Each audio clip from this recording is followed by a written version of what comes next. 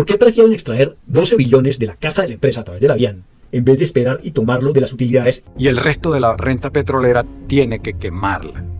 Tanto Chávez como Petro transparentan en ese manejo que le dieron a las empresas petroleras, que prefieren ir directamente a la caja de las empresas y asaltar sus recursos. Y eso no es comunista, eso no es marxista. El objetivo no es demoler capital, el objetivo es convertirlo en una propiedad colectiva. Colombia y Venezuela se parecen en sus yacimientos petroleros. Tenemos un petróleo convencional, líquido, que sale de pozos, que declina desde hace varias décadas, y un petróleo extrapesado que requiere liquificantes, transporte especial, refinación especial, pero que es muy bueno para hacer diésel. Por otro lado, Ecopetrol y PDVSA han sido vistas, especialmente a partir del gobierno progresista de Gustavo Petro, como vacas lecheras, o sea, empresas a las que no se les invierte y se les extrae la totalidad del excedente. Aquí primero contaré la historia de Chávez y PDVSA y luego entraré a la comparación con el manejo que Gustavo Petro ha hecho en Ecopetrol. Cuando Chávez llegó al poder en el año 1999, intentó apoderarse de la PDVSA a cualquier costo. Esa fue la historia de los primeros años de su gobierno: huelgas, protestas, golpes de Estado incluso, hasta que finalmente se toma la empresa. En el 2003, antes de la bonanza, Chávez ya había logrado apoderarse de PDVSA. Y luego de varios gerentes, entre ellos Guaycapuro Lameda, que es protagonista en este video, llega Rafael Ramírez en el 2004 y es básicamente el periodo de la bonanza, 2004-2014, el periodo en que Hugo Chávez y Rafael Ramírez manejan el petróleo y PDVSA en Venezuela. PDVSA fue la vaca lechera de la revolución bolivariana. Tuvo una producción estancada, una inversión mínima, pero se sostuvo gracias a la bonanza petrolera de 2004-2014.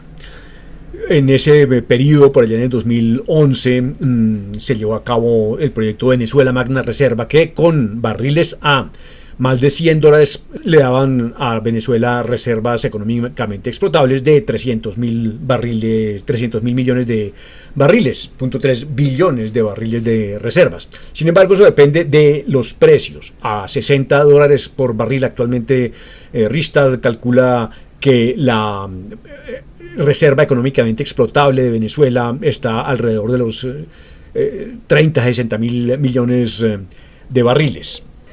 Durante el periodo de Chávez y Ramírez, PDVSA vendió activos internacionales, descuidó su operación tanto internacional como nacional, y sin mirar que en el largo plazo requería tener una operación de explotación de petróleos extrapesados que es compleja, costosa.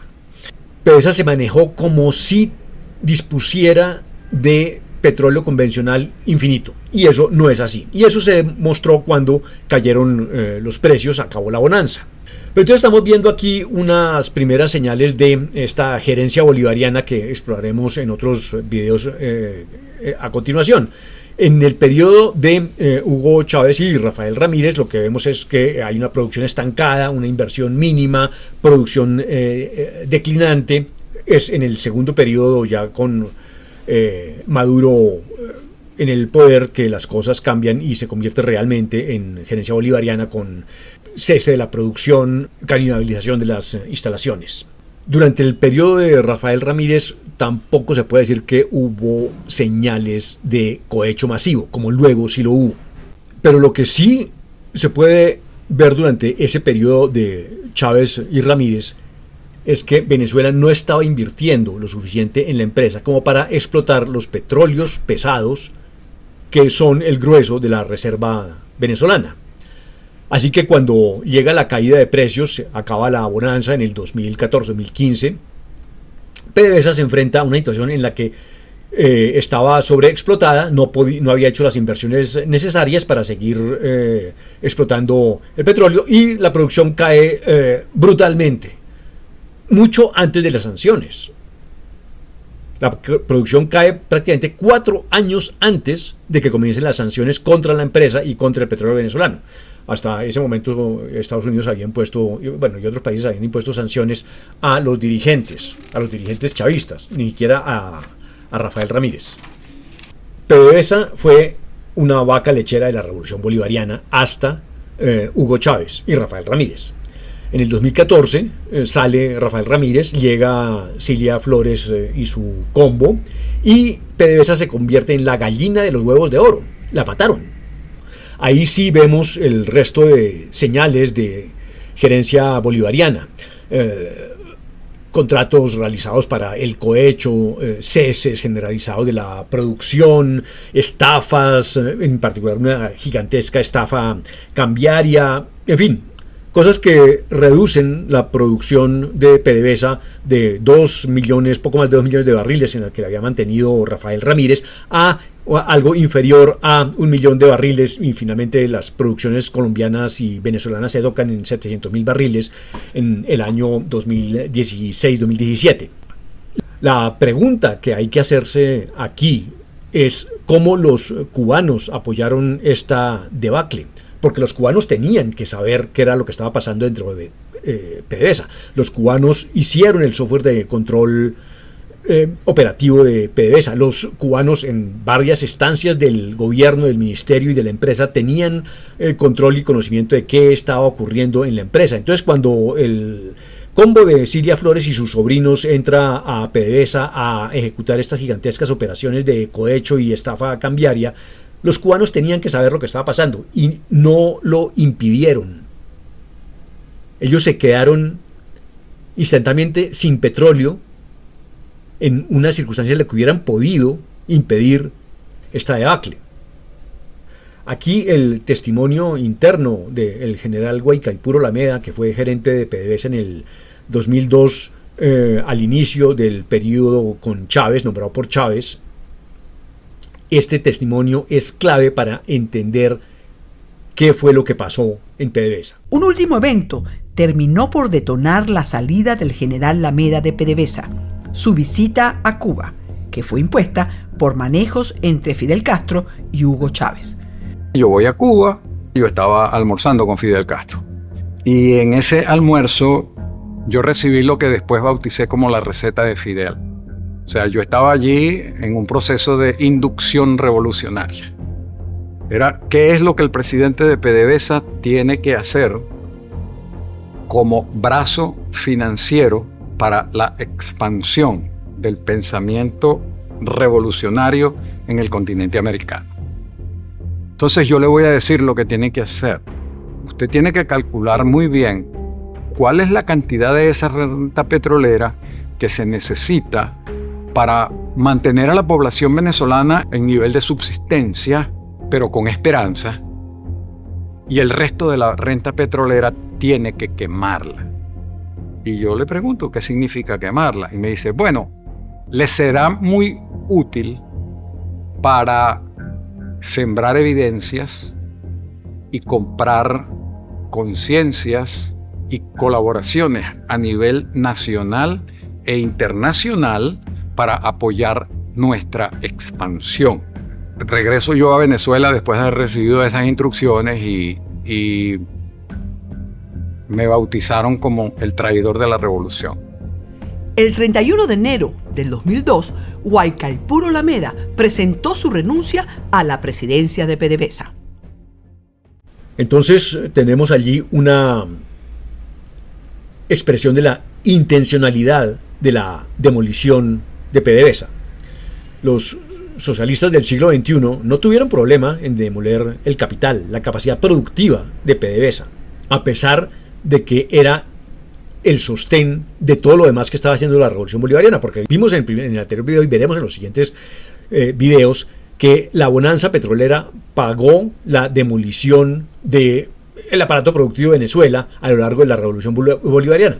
Y cuando acaba la bonanza, la estructura económica de Venezuela se derrumba súbitamente y salen tal vez 9 millones de habitantes de Venezuela, considerando que casi 1 millón de colombianos regresó con la cédula colombiana a Colombia y no fueron contados dentro del éxodo. como está explicado en los videos que tengo acerca del éxodo y la demografía venezolana y colombiana. Entonces los socialistas del siglo XXI arrojaron por la borda el capital, es decir, la capacidad productiva de PDVSA y del país, y el trabajo acumulado por los venezolanos a lo largo del siglo XX.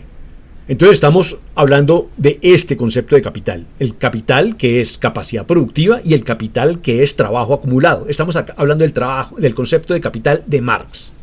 Porque ahora, volviendo ahora sí a la comparación de lo que ha hecho el gobierno progresista con Ecopetrol, uno se pregunta, otra pregunta de esas paradójicas que surgen, ¿por qué prefieren extraer 12 billones de la caja de la empresa a través de la DIAN en vez de esperar y tomarlo de las utilidades, haciendo además crecer las utilidades que pueden ser más de los 12 billones? Porque si lo extraen de la caja, están golpeando el flujo del negocio y los siguientes años no podrán tener la misma capacidad de generar excedente. Si lo extrajeran de las utilidades, esas utilidades podrían seguir creciendo, no agotarían la capacidad productiva de la empresa y no destrozarían el trabajo acumulado por la nación y los trabajadores en Ecopetrol. Y a todas luces, a ellos les parece preferible extraer los 12 billones de la caja que extraerlos de las utilidades. Es realmente una conducta extraña que uno debería tratar de explicar. Y como en el caso de PDVSA, que uno dice, ¿cómo es posible que hayan hecho eso siendo que dependían críticamente del petróleo, tanto los cubanos como los venezolanos? ¿Cómo es posible que hayan hecho esta demolición?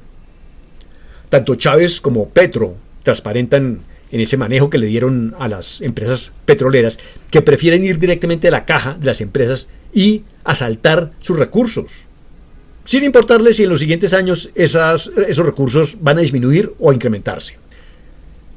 No tienen el concepto de capital como trabajo acumulado. Y eso no es comunista, eso no es marxista. El manifiesto del Partido Comunista indica en varias secciones, por ejemplo, que el trabajo vivo del hombre no es más que un medio de incrementar el trabajo acumulado. En la sociedad burguesa, el trabajo vivo o la ganancia del hombre no es más que un medio de incrementar el trabajo acumulado. En la sociedad comunista, el trabajo acumulado será, por el contrario, un simple medio para dilatar, fomentar y enriquecer la vida del obrero.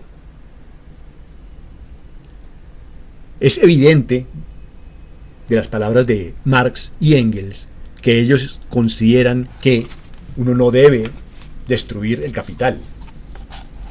Los que por lo tanto aspiramos a convertir el capital en propiedad colectiva. El objetivo no es demoler el capital, el objetivo es convertirlo en una propiedad colectiva. Pero estos socialistas del siglo XXI que han sido educados en Cuba en una ideología que no es comunista, no es marxista.